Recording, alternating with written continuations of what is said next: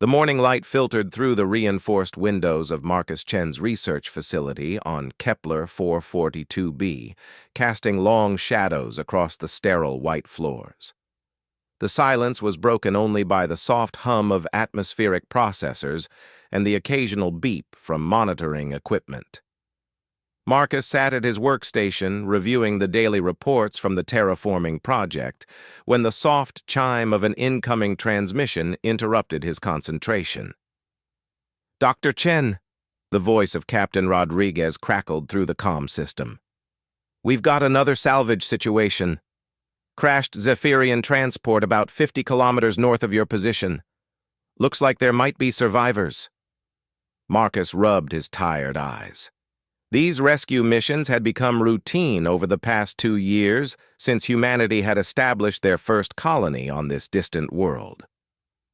The Zephyrians, a proud warrior race with violet skin and elaborate cranial ridges, had been fighting a losing war against the mechanical scourge for decades.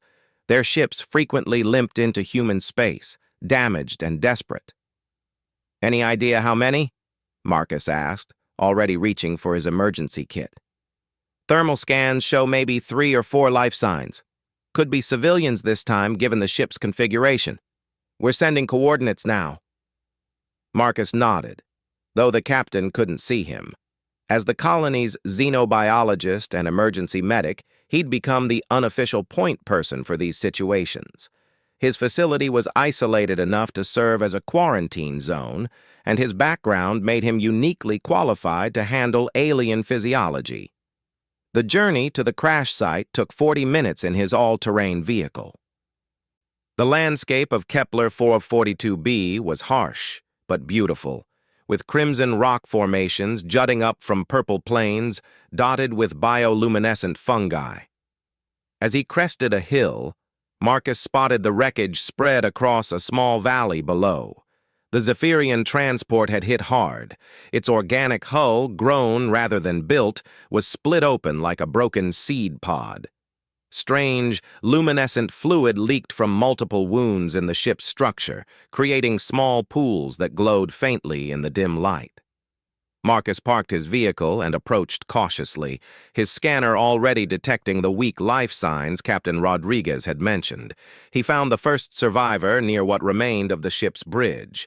A large male Zephyrian warrior, his ceremonial armor cracked and bloodied, clutched a plasma rifle even in unconsciousness. Marcus quickly administered a stabilizing injection, noting the warrior's strong pulse and steady breathing. This one would live. The second survivor was in worse condition. An elderly Zephyrian, probably a ship's engineer based on the bioluminescent tattoos covering his arms, had taken severe trauma to his torso. Marcus worked quickly, applying emergency medical patches and hoping the alien's physiology would respond to human medical technology. It usually did. Despite their different evolutionary paths, humanoid species across the galaxy shared surprisingly similar biochemistry. As Marcus moved deeper into the wreckage, searching for the remaining life signs, he heard it. A soft, whimpering sound, barely audible above the wind whistling through the broken hull. Following the sound, he discovered a section of the ship that had been converted into what could only be described as a prison. The cells were small, barely large enough for a human to lie down, constructed from the same organic material as the ship, but reinforced with metal bars. In the furthest cell, partially hidden in shadow, Marcus found her. She was Zephyrian, but unlike any he'd encountered before. Where the warriors were tall and powerfully built, she was smaller, more delicate. Her violet skin was marked with intricate patterns that seemed to shift and flow in the dim light, and her large amber eyes held an intelligence that was immediately apparent. She wore simple clothing, little more than rags, and restraints around her wrists showed signs of long wear. When she saw Marcus approaching, she pressed herself against the far wall of her cell, trembling. She spoke rapidly in Zephyrian, her voice musical despite her obvious fear. Marcus didn't need a translator to understand her terror. "It's okay," he said softly, raising his hands to show he meant no harm. I'm here to help. My name is Marcus.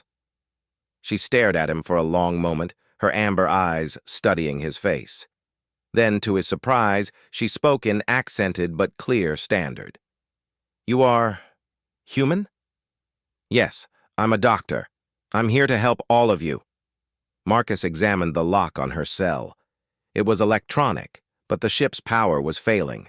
He pulled out his plasma cutter and began carefully working on the mechanism. The others, she said urgently, the warriors. They will not thank you for freeing me. In their eyes, I am property, less than property. The lock finally gave way with a soft click.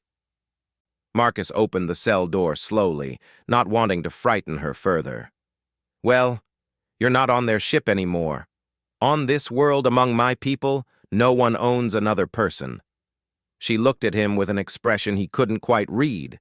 Hope, perhaps, mixed with disbelief. Your people? They truly believe this? It's not just belief. It's law. It's who we are. Marcus offered her his hand. What's your name? She hesitated for a moment before taking his hand. Her skin was warm, almost feverish by human standards, and her fingers were longer than his, ending in small claws that she was careful not to use. I am called Lyra. I am a psychic resonator. My abilities make me valuable to warriors who wish to enhance their fighting prowess.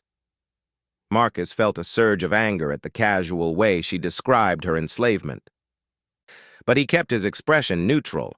Well, Lyra, those abilities are yours, no one else's. Can you walk? She nodded, though he could see she was weaker than she wanted to admit. As they made their way back through the wreckage, Lyra explained her situation in halting sentences. She had been captured as a child during a raid on her homeworld. For 15 years, she had been passed from one warrior to another, her psychic abilities exploited to give them advantages in battle. The patterns on her skin, she explained, were bio-tattoos that marked her as property and suppressed her more dangerous abilities. When they reached Marcus's vehicle, he helped her into the passenger seat and activated the heating system. The two injured Zephyrians were stable in the cargo area, unconscious but alive. As they drove back toward his facility, Lyra stared out at the alien landscape with wide eyes. This world, she said quietly, it's so peaceful. I had forgotten that places like this existed. It wasn't always peaceful, Marcus replied. We had to fight the scourge to establish our colony here. But we believe in building something better, not just surviving. Back at his facility, Marcus set up temporary quarters for his unexpected guests. The two warriors would recover in the medical bay, while Lyra, he wasn't sure what to do about Lyra. Legally, she was a refugee seeking asylum. Practically, she was a woman who had never known freedom and had no idea what to do with it. He gave her the guest quarters next to his own rooms, a simple but comfortable space with a bed, desk, and access to the facility's computer network. As he showed her how the various systems worked, he noticed her studying everything with intense curiosity. The bio-tattoos, she said suddenly, touching the patterns on her arm. They prevent me from accessing my full abilities. In your medical bay, do you have the technology to remove them? Marcus frowned. Possibly, but I'd need to study them first, understand exactly what they do. Removing the wrong one could be dangerous. More dangerous than being owned? There was a bitter edge to her voice. That evening, as Marcus prepared dinner for both of them, Lyra sat at the kitchen table watching him with fascination. She had never seen a master prepare food for a slave, she explained. Among the Zephyrians, such roles were rigidly defined.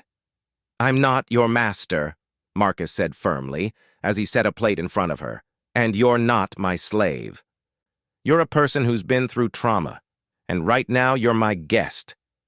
Lyra picked at the food uncertainly. But I have no money, no possessions, no way to repay your kindness. In my world, that would make me indebted to you. A different kind of ownership, perhaps, but ownership nonetheless. Marcus sat across from her, trying to find the right words. Lyra, help isn't something that needs to be repaid. It's something humans do because it's right. You don't owe me anything. She was quiet for a long time, staring down at her plate. When she finally looked up, her amber eyes were bright with unshed tears. I don't know how to be free, she whispered.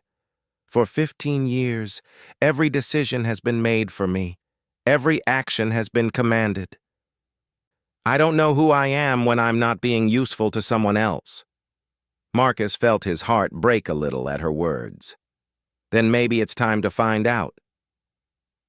Over the following days, a routine developed. Marcus would work on his terraforming research while Lyra explored the facility and its surroundings. She was intelligent and curious, asking endless questions about human technology, philosophy, and culture. Her psychic abilities, even suppressed, allowed her to sense emotions and intentions, making her remarkably perceptive about people. The two injured Zephyrians recovered quickly. The warrior, whose name was Korath, was predictably hostile when he discovered that Lyra had been freed. He demanded that Marcus return his property, becoming increasingly agitated when Marcus refused. The engineer, Vex, was more pragmatic. He understood that they were guests in human space and that human laws applied. She is valuable, Korath insisted during one heated argument. Her abilities have been cultivated for war. She belongs with warriors, not playing house with some human weakling. She belongs with herself, Marcus replied calmly.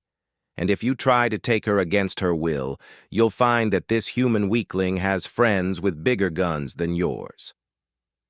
Korath left the next day, taking passage on a human transport ship heading deeper into Zephyrian space.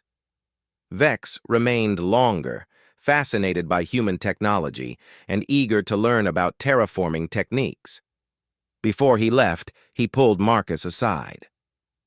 The girl, Vex said quietly, her patterns mark her as more than just a resonator. She's from the ethereal caste, the psychic nobility of her homeworld. If her abilities were fully awakened, he shook his head. Be careful, human. Power like that can be dangerous, especially in someone who's never learned to control it properly. After Vex's departure, the facility felt strangely quiet. Marcus found himself looking forward to his conversations with Lyra, who had begun helping with his research. Her psychic sensitivity allowed her to detect subtle changes in the local ecosystem that his instruments missed.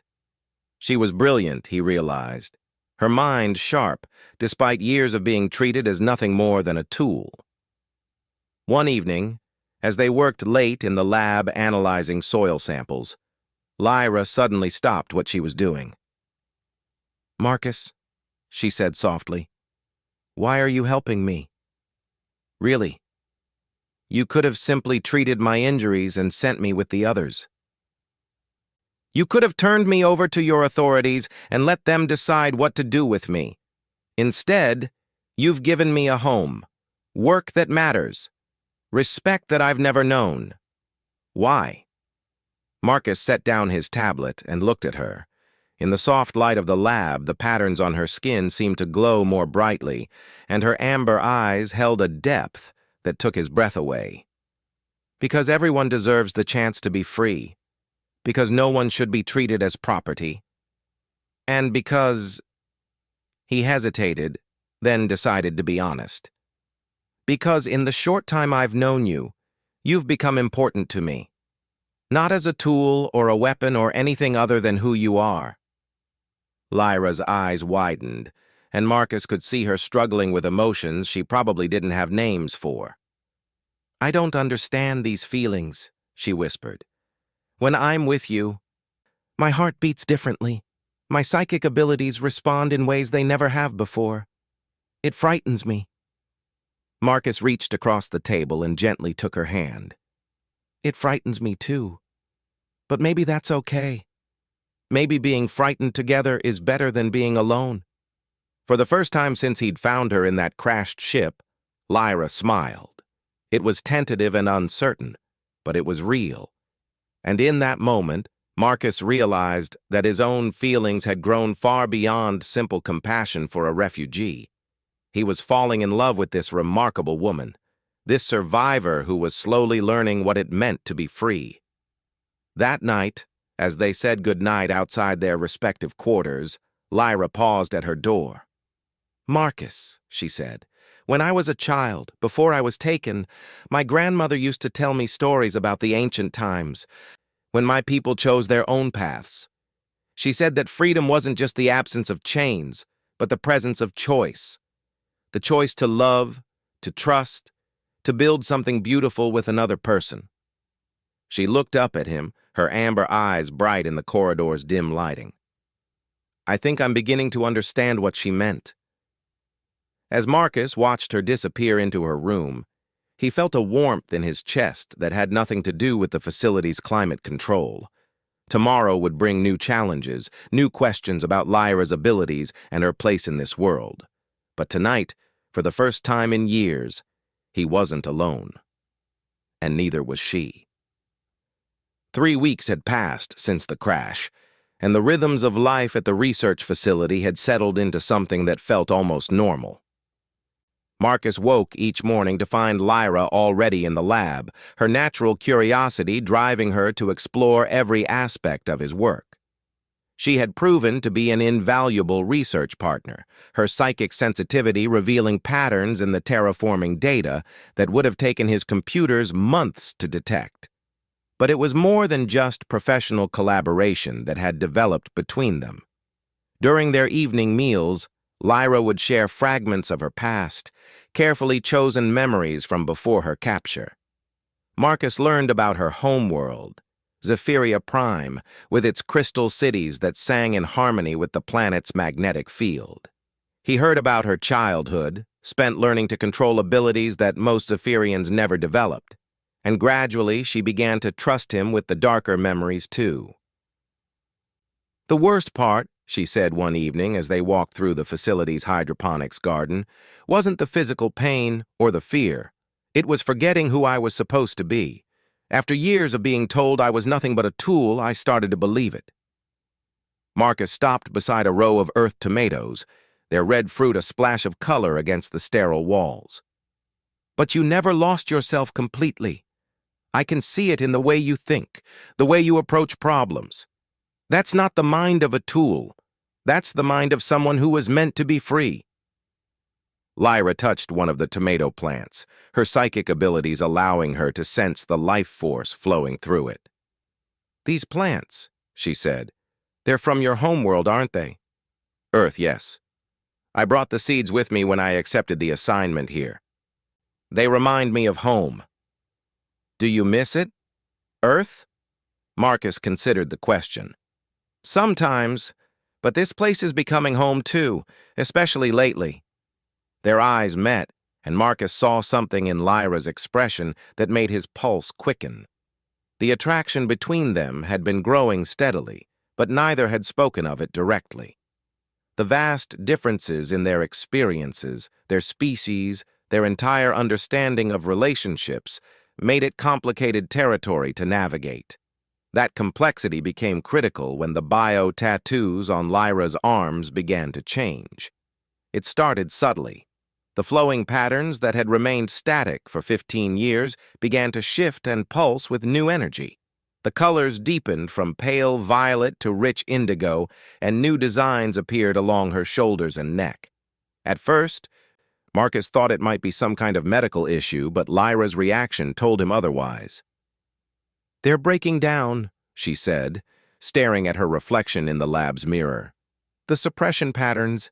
I can feel my abilities growing stronger." Marcus ran every scan he could think of, but his equipment wasn't designed for Zephyrian biotechnology. The tattoos were unlike anything in his medical databases, a fusion of biological and quantum engineering that was centuries ahead of human science. "Is it dangerous?" he asked, watching as new patterns spiraled down her forearms. "I don't know. No one ever told me what would happen if the tattoos failed. Slaves aren't usually expected to outlive their usefulness." Her voice was steady, but Marcus could sense her fear. The changes accelerated over the next few days. Lyra's psychic abilities, already impressive, began to expand exponentially. She could sense life forms kilometers away, feel the emotional resonance of every living thing in the facility. The bioluminescent fungi in the surrounding landscape responded to her presence, glowing brighter when she passed. Even the facility's electronic systems began to behave strangely, screens flickering when she was upset, power fluctuations matching her emotional state. More disturbing were the memories that began to surface. As the psychic suppression lifted, Lyra found herself remembering details of her capture that had been blocked for years. She would wake from nightmares, her abilities lashing out unconsciously, causing minor equipment failures throughout the facility. Marcus did his best to help her through the episodes, staying close when the memories became overwhelming. He learned to recognize the signs that preceded a psychic outburst and developed techniques to help her regain control. But it was clear that this was beyond his expertise. "We need to contact someone who understands Zephyrian psychic development," he told her after a particularly intense episode left half the facility's lights burned out. "Maybe someone from your people, or a specialist from one of the core worlds." "No!" Lyra's response was sharp, immediate. "If word gets out about what I'm becoming, they'll come for me. The Zephyrian military, private collectors, research institutions, they'll never let me remain free." Marcus wanted to argue, but he could see the terror in her eyes. She had learned to trust him, perhaps even to love him, but the scars from 15 years of slavery ran deep. The idea of putting herself at the mercy of strangers, even potentially helpful ones, was more than she could bear. The solution came from an unexpected source. Dr. Sarah Kim, the colony's chief administrator, arrived for her quarterly inspection of the terraforming project. A former xenopsychologist, she took one look at Lyra and immediately understood what was happening. "Psychic cascade," she explained to Marcus privately. "It happens sometimes when suppression systems fail. The abilities don't just return, they overcompensate. She's experiencing 15 years of development compressed into weeks." "Is there anything we can do?" The traditional approach would be intensive training with other psychics, guided meditation, controlled exercises to help her rebuild her mental defenses, but given her situation, Sarah paused. "There is one other method: psychic bonding." Marcus felt his stomach drop. "Bonding?" "Among telepathic species, it's sometimes possible to form a permanent mental connection with a trusted partner. The bond provides stability, allows the stronger psychic to channel excess energy safely, but it's not something to enter into lightly. A psychic bond is permanent, Marcus. It would connect your minds on a fundamental level." That evening, Marcus sat with Lyra on the facility's observation deck, watching the binary sunset paint the sky in shades of orange and purple. She had been quiet all day, her abilities cycling through periods of intense activity and sudden calm. "Dr. Kim told me about the bonding option," he said finally. Lyra nodded without looking at him. "I heard your conversation. My abilities are becoming difficult to contain. The choice is yours, Lyra. But you should know that if we do this, I'm not doing it just to help stabilize your abilities. I'm doing it because I can't imagine my life without you in it." She turned to face him then, her amber eyes bright with unshed tears. "You would bind yourself to someone like me? Someone damaged? Someone who was property for so long that I still don't fully know how to be a person?" Marcus took her hands in his, feeling the warmth of her skin, the slight tremor that spoke of barely controlled power. "Lyra, you're not damaged. You're incredibly strong. You survived 15 years of hell and came out of it with your compassion intact, your intelligence unbroken, your capacity for love undamaged. You're remarkable, and I would be honored to share a bond with you." "But the risks," she whispered. "If something goes wrong, if my abilities consume both of us, then we'll face that together." I'd rather take the risk with you than spend the rest of my life wondering what might have been. The bonding ceremony was simple. With Dr. Kim serving as a guide, Marcus and Lyra sat facing each other in the facility's meditation room. Lyra placed her hands on either side of Marcus's face, her psychic abilities already reaching out to touch the edges of his consciousness. "Are you ready?" she asked, her mental voice already whispering in his mind. "Ready." The connection formed slowly, carefully. Marcus felt Lyra's consciousness merge with his own, felt the incredible depth and complexity of her psychic abilities. For a moment, the sheer power of it threatened to overwhelm him, but Lyra's control held firm, guiding the energy into stable patterns. Then it was done. Marcus could feel Lyra's presence in his mind like a warm light, constant and comforting. Her emotions flowed through their bond, her love and gratitude and wonder at this new connection. In return, she felt his unwavering support, his love for her that had nothing to do with her abilities or her past, but everything to do with who she chose to be. "How do you feel?" Dr. Kim asked. Marcus looked at Lyra, seeing her not just with his eyes now, but with the deeper perception their bond provided. She was beautiful, brilliant, and finally, truly free. The bio-tattoos on her skin had transformed completely, the suppression patterns replaced by flowing designs that spoke of choice and power and love. "Whole," Lyra said, her mental voice overlaying her spoken words. "For the first time in my life, I feel whole." In the days that followed, they learned to navigate their new connection. The bond allowed Lyra to channel her excess psychic energy safely, while giving Marcus insights into the quantum patterns that governed terraforming that his instruments could never have provided. Their research accelerated dramatically, and within weeks they had made breakthrough discoveries that would transform humanity's approach to planetary engineering. But more importantly, they had found something neither had expected: a true partnership that transcended species, past trauma, and the vast differences in their experiences. When colony ships arrived with new settlers, they found the terraforming project ahead of schedule and two people who had created something beautiful from the ashes of tragedy. Lyra still had nightmares sometimes, memories of her captivity that would probably never fully fade. But now she faced them with Marcus beside her, their bond allowing him to help her find peace. Marcus, for his part, discovered depths of understanding about the universe that he never could have achieved alone. One evening, as they stood together watching the stars emerge in Kepler 442b's darkening sky, Lyra spoke the words that had been growing between them for weeks. "I love you," she said, both aloud and through their bond, the meaning resonating on multiple levels. "Not because you saved me, not because you freed me, but because you saw me as worth saving when I couldn't see it myself."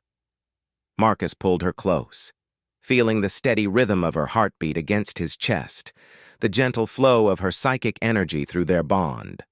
"I love you too, all of you, past, present, and whatever future we build together."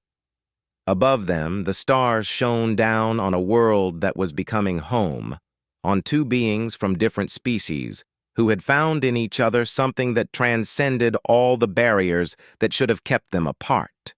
And in the gentle luminescence of the biofungi that surrounded their facility, responding to Lyra's contentment with soft, welcoming light, the planet itself seemed to approve of what they had built together.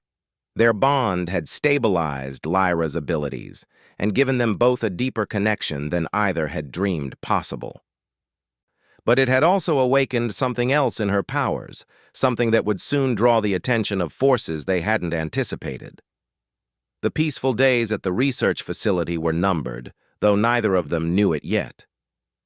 For now, they had each other, and the quiet satisfaction of work that mattered, and the growing certainty that whatever challenges lay ahead, they would face them together. In a universe full of conflict and suffering, they had carved out a small space of peace and love, and for now, that was enough. The warning came at dawn, delivered by a battered human courier ship that dropped out of hyperspace with its engines smoking and hull scarred by plasma burns. Captain Rodriguez's voice crackled through the facility's communications system, tight with urgency.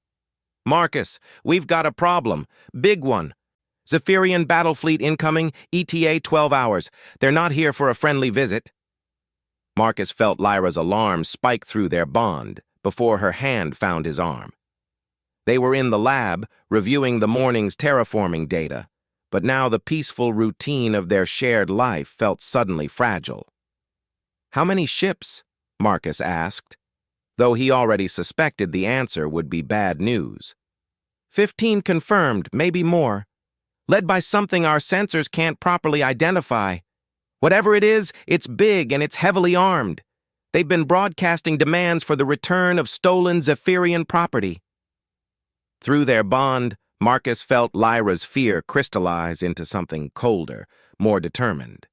She had known this day might come. Her abilities, now unbound and growing stronger daily, made her incredibly valuable to the Zephyrian military. The psychic cascade that had transformed her had also made her impossible to hide from those who knew what to look for. "I have to go to them," Lyra said quietly after Rodriguez signed off.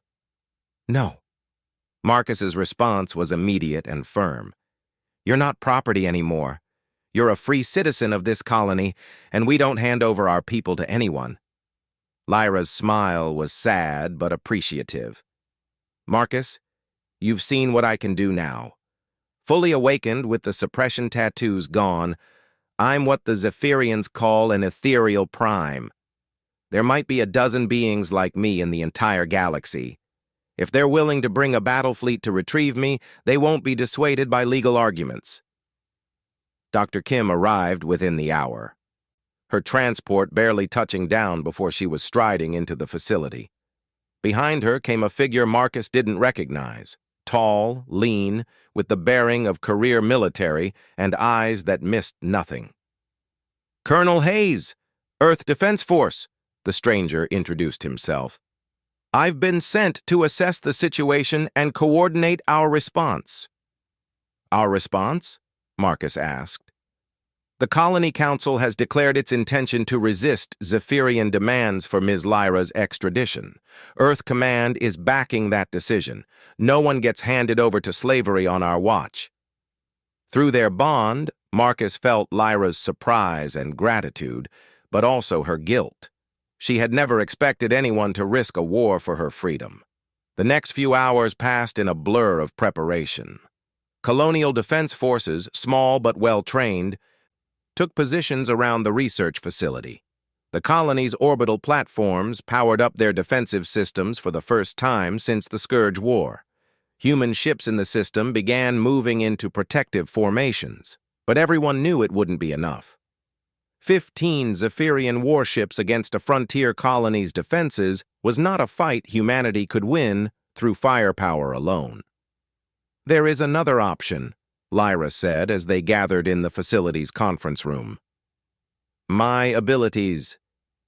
They're not just individual psychic talents anymore. The cascade has awakened something deeper. I can feel the quantum structure underlying this entire system, the way energy and matter interact on a fundamental level." Colonel Hayes leaned forward. "What are you saying?" "I'm saying I might be able to level the playing field. But it would require me to fully embrace what I've become, to use abilities that I'm still learning to control.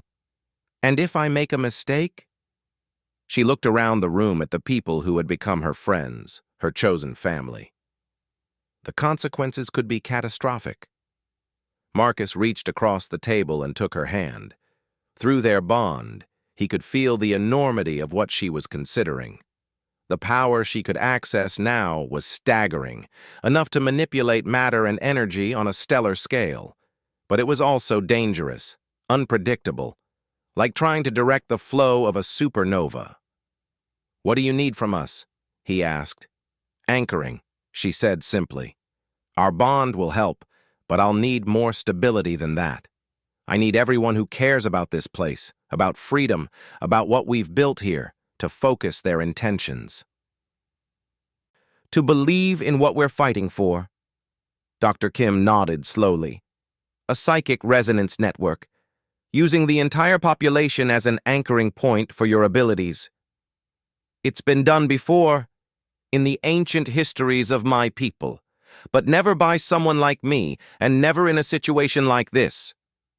The Zephyrian fleet dropped out of hyperspace exactly on schedule, their ships emerging from the quantum foam like predators materializing from deep water.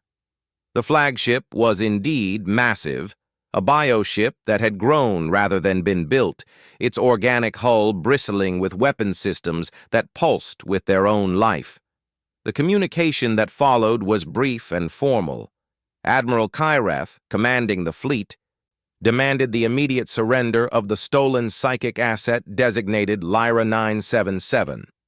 When told that Lyra was a free citizen under human protection, his response was coldly pragmatic. You have 1 hour to comply. After that, we will retrieve our property by force. Across the colony, people gathered. In homes and workplaces, in schools and medical facilities, settlers who had never met Lyra personally but understood what her freedom represented joined their thoughts and intentions. They thought about the lives they had built on this distant world, about their children who would grow up free, about the principle that no person should ever be owned by another. Lyra stood in the facility's central chamber, her transformed bio-tattoos glowing with increasing intensity. Marcus remained at her side, their bond allowing her to draw on his emotional strength even as she reached for power that dwarfed anything either had imagined. I can feel them, she whispered, her mental voice touching not just Marcus, but everyone connected to the resonance network. Every person in the colony, every life that chooses to be free. The attack began precisely 1 hour after the deadline. Zephyrian fighters swept down from orbit, their plasma weapons targeting the colony's defensive installations. But as the first shots were fired, something impossible happened. The weapons simply stopped working. Lyra's consciousness expanded outward, her psychic abilities interfacing with the quantum structure of local space. She reached into the heart of the attacking ship's power systems and gently, carefully, convinced the plasma streams to disperse harmlessly into space. She touched the minds of the Zephyrian pilots, not to control them, but to show them what freedom felt like, to share the emotions of the colonists who were willing to fight for their principles. The effect was immediate and dramatic. Fighter after fighter broke off from their attack runs, their pilots confused and shaken. Some simply returned to their ships. Others requested permission to land, asking for asylum. Admiral Kyreth's response was to bring the flagship's main weapons to bear directly on the research facility. But as the massive biocannons charged up, Lyra was ready. Through her connection to the colony's resonance network, she reached out and touched the living ship's consciousness. What she found there surprised her. The ship was not just a weapon, but a sentient being in its own right, as much a slave to the Zephyrian military as she had been. For centuries, it had served without choice, its biological systems forced to grow weapons instead of whatever it might have chosen to become. You don't have to fight, she told it, her psychic voice carrying across the void between them. You can choose. The flagship's weapons powered down. Its bio-hull began to shift and change, weapons retracting, armor plates reshaping themselves into something more peaceful. The ship's consciousness, freed from centuries of enforced aggression, chose a different path. Admiral Kyreth's angry demands for the ship to resume firing went unanswered. The other vessels in his fleet, seeing their flagship's transformation and sensing the psychic resonance emanating from the colony, began to experience their own doubts. But it was what happened next that truly changed everything. Through the psychic network, every person in the colony began to understand what Lyra had endured. They felt her memories of captivity, her years of being treated as property, her desperate hope for freedom. They experienced her joy at finding love and acceptance, her determination to protect the life she had built with Marcus, and in response, they shared their own stories. Every colonist who had fled oppression on Earth, every refugee who had found sanctuary among the stars, every person who had chosen to build something better in the vast darkness between worlds. Their combined will, their shared commitment to freedom and dignity, flowed through Lyra and out into space. The psychic wave reached the Zephyrian fleet and beyond, touching minds across the system and eventually across the galaxy. On Zephyria Prime, slaves in crystal cities felt a moment of hope. On distant battlefields, warriors questioned orders that seemed suddenly meaningless. In the corridors of power, those who had built their authority on the backs of others found their certainty shaken. Admiral Kyreth himself was not immune. As the psychic resonance washed over him, he remembered his own youth, before the military had shaped him into an instrument of empire. He remembered believing in honor and justice, before those concepts had been redefined as obedience and efficiency. "Stand down," he ordered his fleet, his voice heavy with sudden understanding. "All ships, stand down." The aftermath was chaotic. Nearly half the Zephyrian crews requested asylum, unwilling to return to a society that now seemed inexplicably wrong. The flagship, its consciousness now free, chose to remain in orbit around Kepler 442b, becoming the system's most unusual guardian. Admiral Kyreth himself submitted his resignation to Zephyrian command and requested permission to remain as a diplomatic observer. Lyra collapsed after the confrontation, her abilities temporarily exhausted by the enormous effort. Marcus caught her as she fell, their bond allowing him to support her not just physically but mentally, helping her consciousness settle back into normal human-scale awareness. "Did we win?" she asked weakly.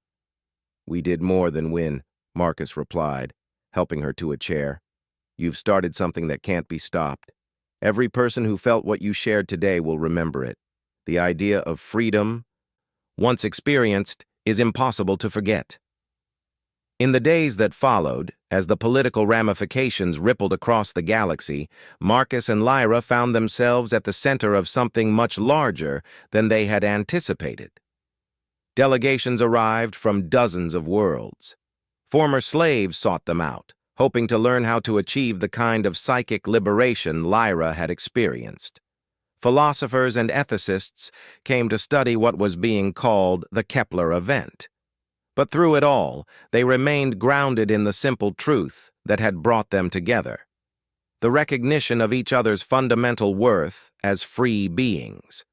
Their love had not caused the transformation that freed a fleet and started a movement. Rather, it was the expression of principles that, once truly understood, could not be contained.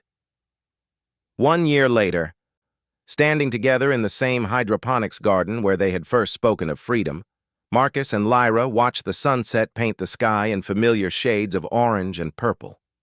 The research facility had expanded into a proper settlement, home to refugees and former slaves from a dozen species. The terraforming project had become secondary to the more important work of building a society based on genuine equality and mutual respect. "Do you ever regret it?" Marcus asked. "The responsibility, the attention, the way our quiet life became something so public?" Lyra considered the question, her transformed bio-tattoos glowing softly in the fading light. Through their bond, he could feel her contentment, her sense of purpose, her continuing amazement at the life they had built together. "Never," she said finally. "We didn't just find love, Marcus. We found a way to share it with the galaxy, and every person who chooses freedom because of what happened here makes all of it worthwhile." Above them, the stars emerged one by one in the darkening sky. And somewhere among those distant points of light, on worlds they would never see, beings who had never known freedom were learning to choose their own paths. The ripples of that first moment when Marcus had chosen to see Lyra as a person rather than property continued to spread, carrying with them the promise that love and freedom were not just personal experiences, but forces that could reshape the universe itself. Their story had become legend, but the truth at its heart remained beautifully simple. No one should ever be owned by another, and love freely given and received was the most powerful force in the galaxy. In a universe that often seemed dark and hostile, they had proved that light could not only exist but flourish, growing stronger with each person who chose to join its glow.